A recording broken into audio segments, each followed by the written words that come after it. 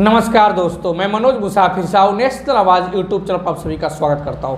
अच्छा, अक्सर मेरे समाज में, तेली के समाज में, तमोली के भी समाज में, जायसवाल के भी समाज में, कांदू के भी समाज में, कलवार के भी समाज में, कसौदन के भी समाज में, हलवाई के भी समाज में, बुर्जी भोजवाल के समाज में, जितनी भी ओबीसी जातियाँ हैं जो अपने आप को वैश्य मानती है, वो वैश्य है नहीं। दुकान करने के कारण वो वैश्य मान लेते कि हम दुकान करते हैं तो वैश्य हैं, लेकिन ऐसा होता नहीं है। क्योंकि दुकान तो आज के डेट में ब्राह्मण भी कर रहे हैं, राजपूत भी कर रहे हैं, यादव भी कर रहे हैं, भूमियार भी कर रहे हैं, कायस्थ लाला भी कर रहे हैं। क्या सभी वैश्य हो गए? ऐसा नहीं है। लेकिन चूंकि अल्प ज्ञान है उनके पास, इसलिए अपने आप को, हमारे भी समाज के लोग, तेली समाज के लोग भी अपने आप को वैश्य मान लेते हैं। अब वो मानने के बाद कहते हैं कि नहीं भाई, हिंदुत्व के लिए आरक्षण खत्म होना चाहिए। हालांकि मंडल कमीशन की रिपोर्ट लागू होने के बाद उनके परिवार में अगर कोई नौकरी कर रहा है तो उसी मंडल कमीशन की देन है, उसी रिजर्वेशन की देन है।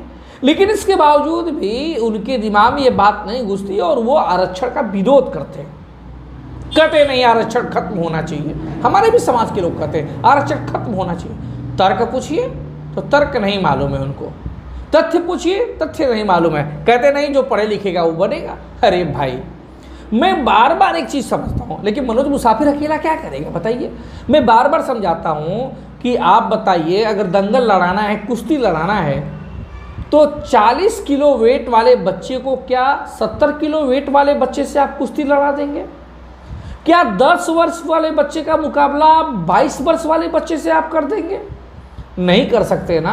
समान अनुपात होना चाहिए, सेम रेस होना चाहिए। आप अगर दौड़ लगवाएंगे तो 2 घोड़े आपके पास हैं और एक घोड़े को आप लगातार चना खिला रहे हैं और दूसरे घोड़े को आपने कभी चना खिलाया तक नहीं, दोनों को रेस में कैसे दौड़ा सकते हैं? एक व्यक्ति जन्म के बाद लगातार वो ड्राई फ्रूट्स, काजू किशमिश, बादाम पी रहा है, लगातार दूध दही मक्खन खा रहा है, और दूसरा व्यक्ति नमक के साथ पानी में भिगो के रोटी खा रहा है, माड़ और भात खा रहा है। वो कोई भी ड्राई फ्रूट्स नहीं है, फल फ्रूट उसके पास नहीं है, कोई एनर्जी ड्रिंक नहीं है, और उससे उसका मुकाबला आप कैसे करा सकते हैं? नहीं करा सकते आप।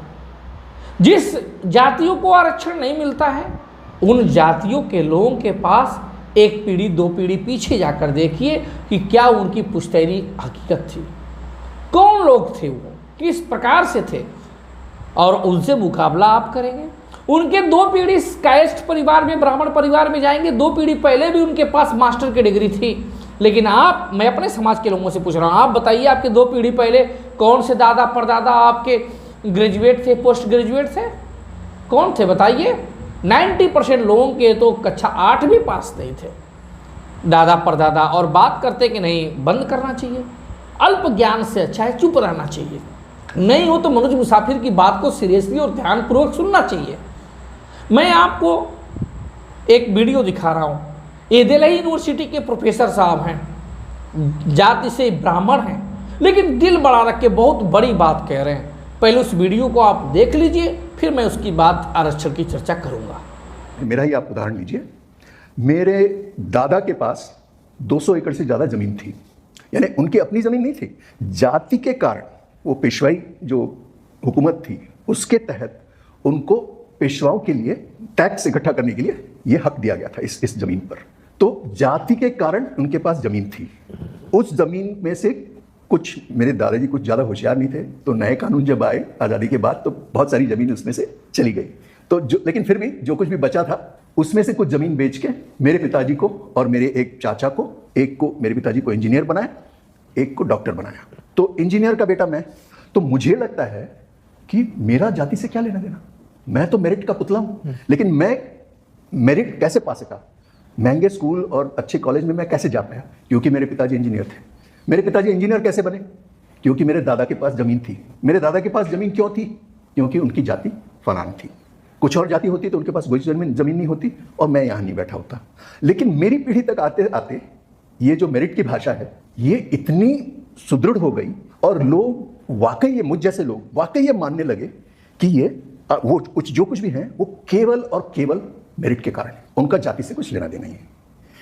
और दूसरी तरफ आप देखिए कि जिन लोगों को सबसे ज़्यादा नुकसान पहुंचा है जाति से, उनको हर बार जाति के परचम के नीचे उनको आंदोलन निकालना पड़ता है कि हमें कुछ दो, क्योंकि वो तो डॉक्टर इंजीनियर नहीं बन पाए, और वो नहीं बन पाए तो फिर उनको स्टेट की मदद चाहिए कि थ्रू द मार्केट उनको कुछ नहीं मिलेगा। और आज मेरे बेटे को अगर मुझे पढ़ाना होता कहीं कोई चंदा वंदा देकर के किसी कॉलेज में, मैं कहीं भी पढ़ा सकता था, क्योंकि मेरे पास उस समय पैसे थे।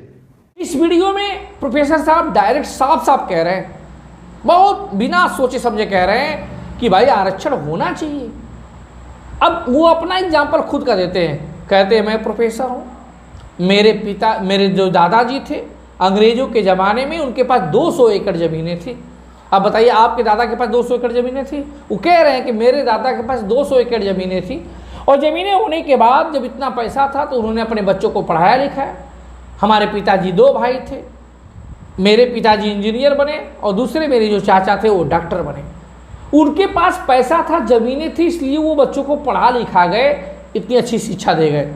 आपके दादाजी के पास तो पैसे ही नहीं थे, अनपढ़ थे, वो तो किसी तरह मजदूरी कर रहे थे, वो कैसे अपने बच्चों को पढ़ा पाते बताइए? नहीं पढ़ा पाते, इसी वजह से एक पीढ़ी गायब हो गई, नहीं पढ़ पाई।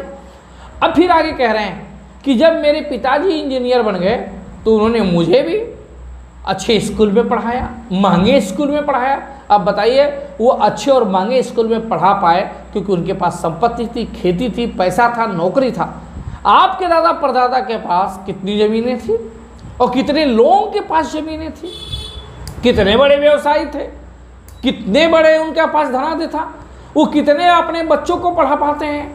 मैं तो लगातार क्षेत्र में जाता हूँ, मैं तो लगातार गांव में गरीब जो चट्टी चौराहे से अंदर 5 किलोमीटर दूर हमारे समाज के लोग हैं, मैं उनके घर जाता हूँ। वो प्रधानमंत्री आवास योजना के लिए ललस रहे हैं कि किसी तरह प्रधान और लेखपाल के माध्यम से उन्हें प्रधानमंत्री आवास के द्वारा एक आवास मिल जाए। भुखमरी की कगार पे हैं। एक विकलांग के पास गए, वो ट्राईसाइकिल के लिए परेशान है।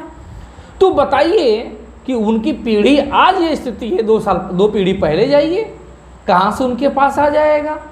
तो जब एक पीढ़ी ऐसा है जो पुश्तैनी उसके पास जमींदार है, खेती बाड़ी है, पुश्तैनी उनके पास एजुकेशन है, शिक्षा है, और आप अभी पहली या दूसरी पीढ़ी आपकी बहुत होगी हमारे समाज के रिलेटेड लोगों के, तो 1-2 पीढ़ी से उनके अंदर मास्टर की डिग्री एजुकेशन आ रहा होगा, लेकिन इनके पास 4 पीढ़ी पहले था। तो उनसे और इनसे तुलना कैसे हो सकती है? इसी खाई को तो पाटने के लिए वो मंडल कमीशन की रिपोर्ट लागू की गई, 27% रिजर्वेशन दिया गया कि भाई एक तरफ वो पक्ष है जिसको लगातार महंगे स्कूल की शिक्षा मिली है, उसके पास खेती भी है, उसके पास पैसा भी है, नौकरी भी है उसके परिवार में, यहाँ कुछ नहीं है, तो ये आदमी अपने बच्चों को मास्टर की डिग्री कैसे दिला सकता है? कैसे यूनिवर्सिटी में वो पढ़ा सकता है और कैसे महंगी शिक्षा दिला सकता है? वो तो भूखों मर रहा है, अपने खाने पीने की व्यवस्था कर रहा है, रोजमर्रा की ज़िंदगी लेके वो अपने बच्चों को बम्बई दिल्ली भेज रहा है। भाई हमारे समाज के तो एक गांव में अगर 5 घर होंगे अपने समाज के लोग, तो 1-2 घर चट्टी चौराहे पे आके थोड़ा ठीक ठाक स्थिति में हो गए होंगे, और 3-4 परिवार तो बम्बई और दिल्ली भाग के भेलपुरी सब्जी का धंधा करके अपना जीवन यापन कर रहे होंगे, भले वहाँ स्टेब्लिश हो गए होंगे, एक 300 या 400 स्क्वायर फीट के फ्लैट में किसी तरह जीवन गुजर कर रहे होंगे। लेकिन एजुकेशन कहाँ थी आपके पास? आपके पास खेती कहाँ थी? आपके पास ज़मीनें कहाँ थी? तो आपका मुकाबला उनसे कैसे हो सकता है जो 4 पीढ़ी से एजुकेशन लेके बैठे हैं, जमींदार टाइप के हैं? नहीं हो सकता। इसीलिए आपको आरक्षण दिया गया, और आप आरक्षण पाने के बाद आज बौखला गए, आप खुद ही विरोध कर रहे हैं। लेकिन आपको समझना पड़ेगा कि आरक्षण जरूरी है, और सिर्फ जरूरी नहीं है, जब रोहिणी आयोग की रिपोर्ट लागू हो जाएगी तो आबादी के हिसाब से आरक्षण का पायदान बढ़ना भी चाहिए। जो 50% की लिमिटेशन है, उस लिमिटेशन को, बैरियर को तोड़ के आबादी के हिसाब से सबको रिजर्वेशन मिलना चाहिए, जिससे उनकी शैक्षिक रूप से, सामाजिक रूप से और सरकारी नौकरियों में भागीदारी बढ़ सके। मैं तो कहता हूँ सिर्फ एजुकेशन नहीं, पॉलिटिक्स में भी जिस प्रकार से बाबा साहब भीमराव अम्बेडकर ने दलितों के लिए आरक्षित कर दिए, सीट आरक्षित कर दी विधानसभा लोकसभा में, ठीक उसी प्रकार से पिछड़े अति पिछड़े के लिए भी ये वर्गीकरण के बाद सीटें आरक्षित होनी चाहिए, जिससे उनके लोग भी विधायक और सांसद बन सके, चाहे राजनीतिक पार्टी कोई भी हो। यही होगा तभी जाके सामाजिक न्याय होगा। जब आप कहते हैं कि आरक्षण बंद कर दीजिए, खत्म कर दीजिए, तो आप उसी समय सामाजिक न्याय का विरोध करते हैं, और जब कहते हैं कि नहीं जाति के हिसाब से रिजर्वेशन होना चाहिए, तो उसी समय आप सामाजिक न्याय की बात करते हैं। एक लोग कहते हैं कि नहीं आरक्षण लेने के बाद ये अमीर हो गए। अरे भाई, आरक्षण कोई गरीबी उन्मूलन कार्यक्रम नहीं है, कोई मनरेगा की योजना नहीं है, ये जातिगत भेदभाव के लिए भी बना है। क्योंकि जैसे जैसे आप समृद्ध होते जाएंगे, जातिगत भेदभावना की बात खत्म होती जाएगी। क्योंकि मेरे ही समाज के लोग जो अमीर बन गए, जो थोड़ा ठीक ठाक पैसे वाले हो गए, जिनकी दुकान उकान चलने लगा, जिनके घर में 1-2 लोग नौकरी पा गए, उनको कोई जाति सूचक अपमानित नहीं करता है। लेकिन वो व्यक्ति अपने कस्बे से, चट्टी चौराहे से अंदर जाके देखिए, जो व्यक्ति के पास अभी तक कोई परिवार में सरकारी नौकरी नहीं है, उसके पास कोई दुकान नहीं है, किसी तरह मजदूरी खेती कर रहा है, किसी तरह से दूसरे की खेत पे बटैया के द्वारा कर रहा है, कोई फेरी लगा के बेच रहा है, 200-400 रुपये कमा रहा है, उसको आज भी जातिगत अपमान का घूंट पीना पड़ता है। जाइए अंदर देखिए, खाली ऐसे चट्टी चौराहे पे दुकान सुबह से शाम तक शटर उठा के आप मूल्यांकन अपने समाज का नहीं कर पाएंगे।